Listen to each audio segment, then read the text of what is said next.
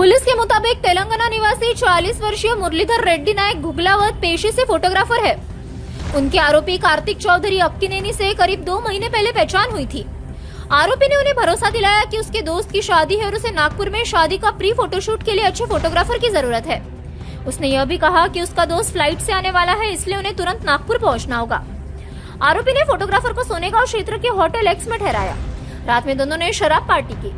जब फोटोग्राफर नशे की हालत में बेसुध हो गया तब आरोपी ने उसके 2 मोबाइल फोन, महंगे कैमरे, लेंस और अन्य सामान सहित करीब 6,60,000 रुपए का माल चोरी कर लिया और दूसरे कैब में फरार हो गया। जांच के दौरान यह भी सामने आया कि आरोपी चेलपुर मंडल से जिस कैब में नागपुर आया था उसका किराया भी उसने नहीं चुकाया। इस मामले में कैब चालक ने पुलिस में शिकायत दर्ज कराई है। फिलहाल सोनेगांव पुलिस सीसीटीवी फुटेज और अन्य तकनीकी साक्ष्यों के आधार पर आरोपी की तलाश में जुटी हुई है।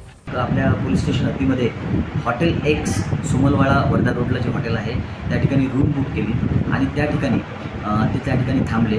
तर त्यांनी जेवण वगैरे सोबत केलं असे फिर्यादी सांगतात आहे। सोबत त्यांनी ड्रिंक वगैरे सोबत केलं असं ते सांगतात आहेत। आणि रात्रीच्या वेळेला पहाटे 3 वाजताच्या दरम्यान जे आहे जे आरोपी आहेत कार्तिक अक्कीनेनी यांनी जे आहेत तर त्यांचे जे काही कॅमेरेज आणले होते प्री वेडिंगसाठी ते सर्व कॅमेरेज आणि फिर्यादीचा मोबाईल हे जे आहेत तो घेऊन जो आहे तो कॅब बुक करून म्हणजे CCTVमध्ये दिसतो आहे की तो कॅब बुक करून जे आहे तो निघून गेलेला आहे। त्याच्यामध्ये आपण जे आहे फिर्यादीवरून जे आहे आपण त्याच्यामध्ये 316(2) नुसार जे आहे आपण त्याच्यामध्ये गुन्हा नोंद केलेला आहे।